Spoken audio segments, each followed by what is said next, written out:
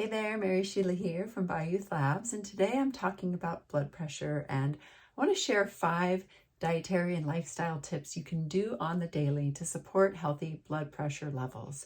And to get us started, I wanted to introduce you to this beautiful plant flower that I got yesterday at the farmer's market, and these are hibiscus, fresh hibiscus. And I was like, what are these gorgeous flowers? And they almost look like they could be like waxy, and you can peel them off. So what I'm going to do is I have a nice cup of tea going right now with fresh hibiscus, but what I'm going to end up doing, just because I have a lot of them, is separate them off from the seed pod in the middle. Oops. And then I'll lay these out and let them dry. So I'll have some nice fresh hibiscus or freshly dried hibiscus petals that then I can use for tea. So I'm really excited. It's something new for me to have the freshness. I've been nibbling on them too. They're nice and sour and tart and high in vitamin C.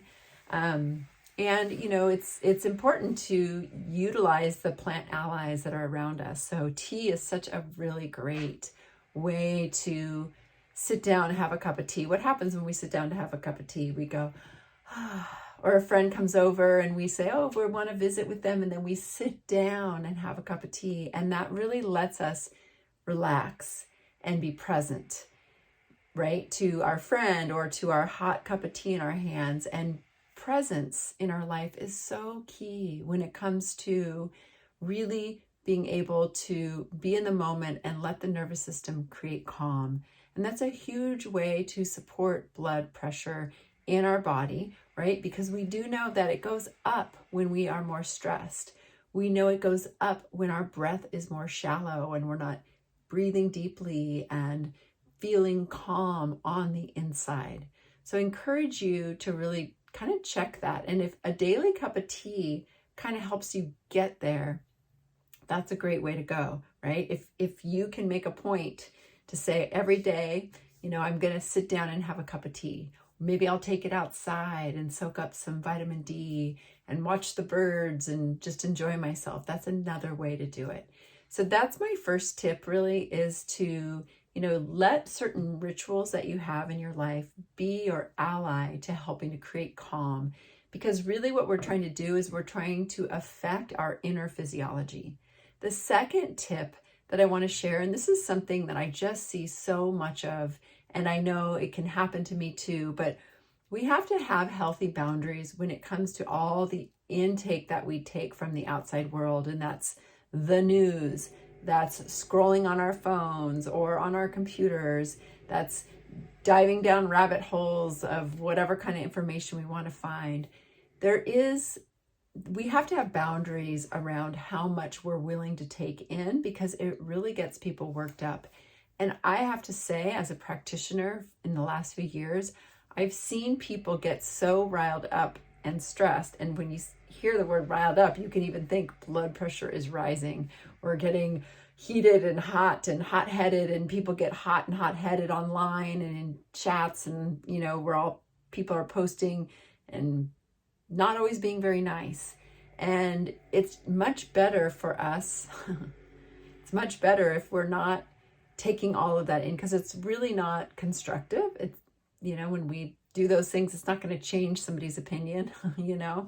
So we have to have healthy boundaries about what we let in, how often we're diving down these rabbit holes, and being just really present into our own world, right? And knowing that it's in our day-to-day life and our relations and our communication with those around us that can really move the needle and make the change, and also add to our health and our well-being and the relationships that we cherish, so that we don't lose those.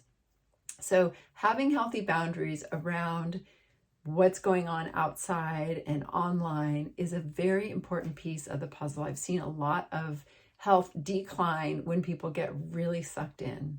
The next tip I want to say is making sure you take time to walk in nature. I love the idea of a stroll after a meal.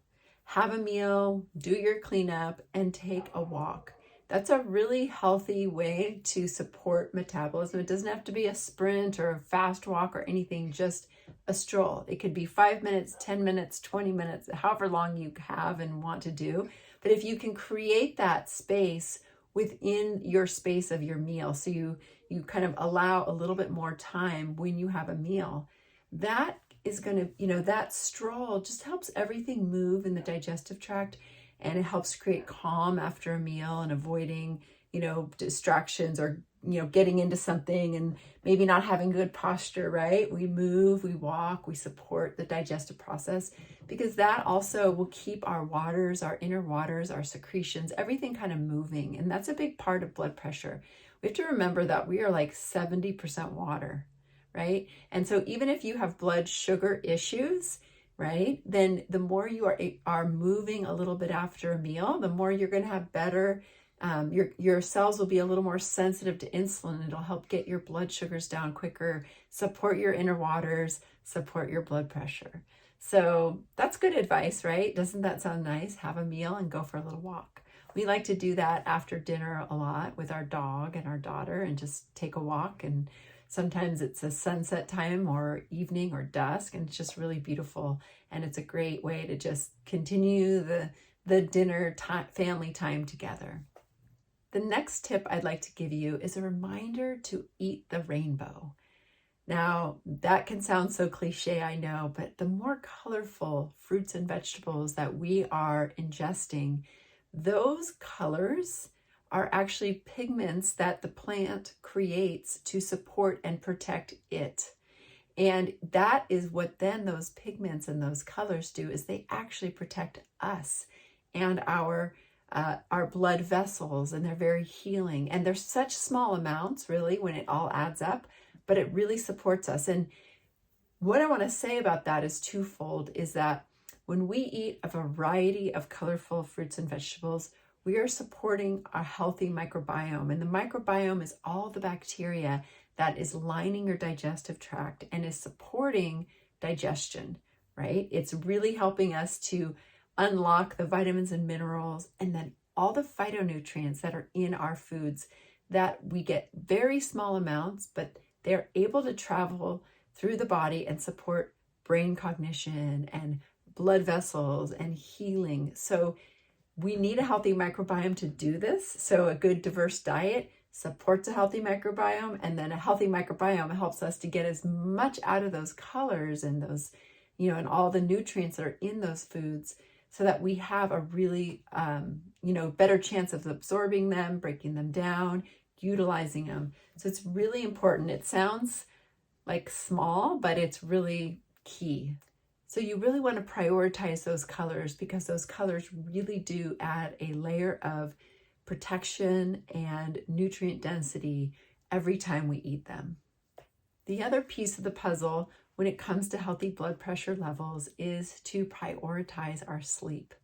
Sleep is so key to also creating calm in the body, sort of coming back to full circle. We were talking about having a cup of tea during the day and making that a priority, to find that time to create calm for yourself.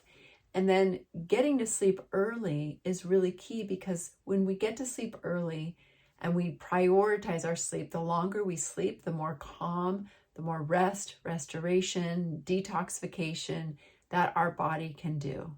So I know sleep can be difficult. I struggle with it myself. But even when I'm not totally asleep, I try to just stay calm and stay in bed and breathe. Sometimes I do listen to something just to help me get out of my head if my head starts getting a little too worked up for whatever reason. But when we prioritize sleep, it really helps with the restoration process, and it keeps our cortisol lower, and all of that contributes to lower blood pressure. So we want to create a daily ritual of calm, which could very easily be a cup of tea. And I shared with you my gorgeous hibiscus tea, which could be a great blood pressure lowering tea. We also want to have healthy boundaries when it comes to all of the outside world coming in and all the different ways it can come in to our lives, and have healthy boundaries around how much of that we ingest, because it can be very agitating and blood pressure rising activity. We also want to take a walk in nature, and I recommend after a meal, take a stroll to support digestion and create calm and also healthy blood sugar levels. We also want to eat a rainbow and remember that the colors and pigments in foods can be very supportive and pack a big punch for as small of them that we get in our diet. It really packs a big punch. And we want to prioritize our sleep. So maybe that means, setting a timer in the evening to start your wind down process, or however it is that you can create calm. Maybe you do better when you read a book instead of watch TV. So make some slight changes, prioritize that so that you can live your best life and feel good in your body and be vital and have lots of good energy. All right, so thank you for watching. And thank you for being a part of this community. And if there's ever anything you wish for me to talk about, please let me know. I'd be happy to share. And I hope you have a great day. Cheers.